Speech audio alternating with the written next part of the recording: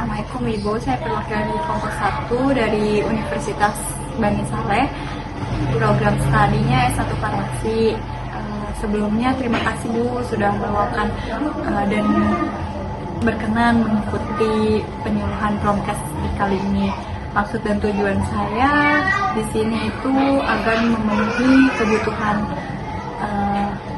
tugas dan faktor lainnya untuk memberikan informasi apa itu tentang asma, kayak seperti apa itu penyakit asma, terus tanda gejala asma, pencegahan pengobatan asma, cara penanganan asma. Penyuluhan ini berlangsung 15-20 menit Bu, jadi kita langsung saja ya. Apa itu asma ya Bu? Asma adalah suatu penyakit kronis tahunan yang menyerang saluran pernapasan atau bronkiale pada paru, di mana terdapat peradangan inflamasi dinding rongga bronkiale sehingga mengakibatkan penyempitan saluran nafas yang akhirnya seseorang mengalami sesak. Yang kedua kan ada tanda dan gejalanya ya Bu. Tanda gejalanya itu kayak pernafasan berbunyi kayak bengek gitu, kayak contohnya gitu kan bengek. Terus terutama saluran nafasnya mengeluarkan nafas kayak exhalation. Terus tidak semua penderita asma memiliki pernapasan yang berbunyi, dan tidak semua orang yang nafasnya terdengar berisik adalah penderita asma. Yang kedua, adanya sesak nafas sebagai akibat penyempitan saluran bronki atau bronkiale ya Bu. Terus batuk yang berkepanjangan di waktu malam hari atau cuaca dingin.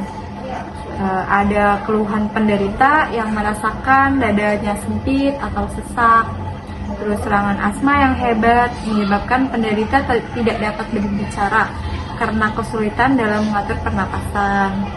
Kira-kira untuk penyebab terjadinya asma tuh awalnya seperti apa ya? Oh ya, penyebab terjadinya asma itu yang pertama, penderita asma selalu saluran pernapasannya memiliki sifat yang khas, yang itu peka terhadap berbagai rangsangan, kayak hiperaktif banget.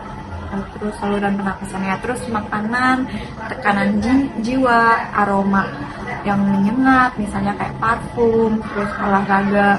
Terus kayak penyebab lainnya tuh ada polusi udara kayak asap, terus debu ya Bu. Terus ada hewan yang berbulu kayak kucing, terus kelinci, terus udara yang dingin, sama serbuk sari.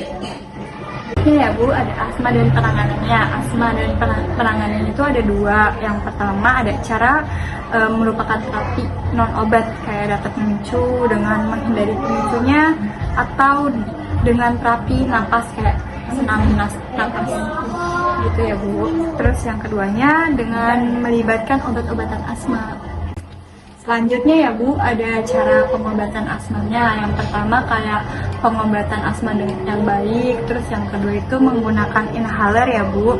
Nah, cara pengobatannya ya Bu, yang kalau pengobatan jangka pendeknya ada inhaler, shoot, acting beta 2. Terus yang kedua ada corticosteroid oral atau infus. Terus yang ketiga ada obat antikolinergik. Terus kalau pengobatan jangka panjangnya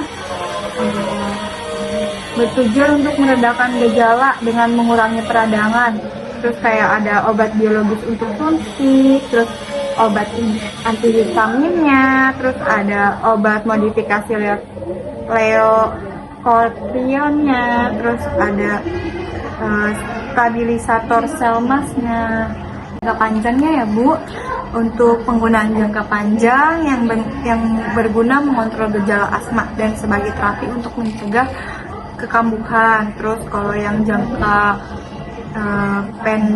jangka panjangnya itu ada terapi corticosteroid inhalasi, merupakan obat paling efektif kayak metilkastein atau theophylline, terus mengatasi gejala asma pada malam hari. Terus kalau yang beta 2 agonis itu aktif panjang, terus promolin dan nedoklolin itu sebagai antiinflamasi.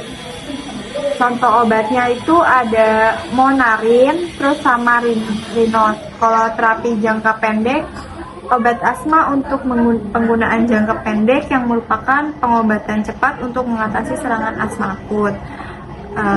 Kayak obat-obatannya itu ada salbutamol, terbutalin, terus kortikosteroid oral. Terus contoh obatnya itu kayak penolongan obat pertama itu ada Inovair, Dekasma, penggunaan obat saat emergensi. Untuk jangka pendek dan jangka panjang dapat digunakan obat sistemik seperti prednisolon, terus metilprednisolon. Untuk obat-obat yang menyebabkan asma tuh apa aja ya? Kayak ada obat inhibitor prostaglandin. Itu ada obat yang antagonis, simpatis yang B1 antagonis reseptor beta, terus adrenalin. Contohnya kayak propranolol, dia menyebabkan asma. Terus kayak zat-zat hasil industri kayak obat anti serangga.